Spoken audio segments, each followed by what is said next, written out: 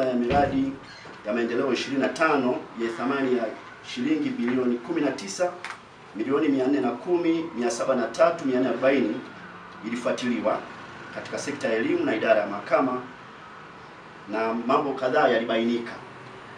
Jambo la kwanza, milioni 25,421,422 na senti 2 zilikatwa kwa wazabuni kama kodi ya zuio katika miradi ya ujenzi wa shule ya sekondari Dr. Salmin, Minga, Muhola na Kintinku Manyoni, lakini hazikuwasilishwa katika mamlaka ya mapato Tanzania. Shilingi milioni 7,765,006 zililipwa kwa mzabuni bila kuleta vifaa katika shule ya sekondari Unyanga. Kiasi cha shilingi milioni 3,900,000 zililipwa kama ziada kwa mzabuni kwa kazi ya kusafirisha bidhaa za ujenzi kutoka Dar es Salaam kuja Singida. Hii ni katika mradi wa ujenzi wa shule ya Amali Unyambo. Shilingi 600,000 zililipwa kwa mzabuni ikiwa ni manunuzi hewa ya matofali katika mradi wa ujenzi wa shule ya sekondari Kintinku, ambapo jumla ya fedha shilingi milioni 41,897,428 ziliokolewa kutokana na ufuatiliaji wa utekelezaji wa miradi ya maendeleo katika sekta 4 ambayo ni sekta ya elimu, mahakama, pamoja na kufanya chambuzi za mfumo kama ifuatavyo.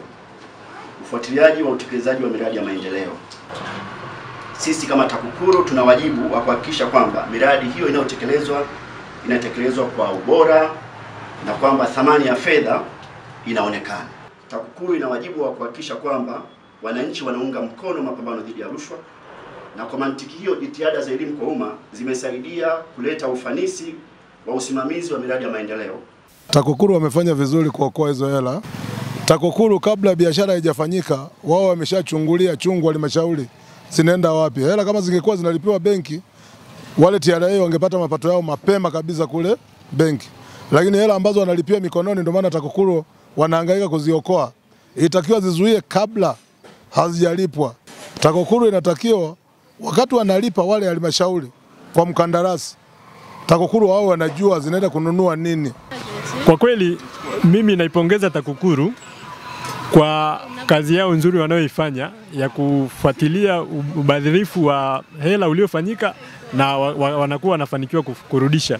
Mimi niseme tu au nitoe rai yangu kwa TAKUKURU kwamba kama wanayo nafasi ya kusimama kwenye hiyo miradi, basi wasisubirie kwamba ufanyike uhalifu alafu ndio wazuie.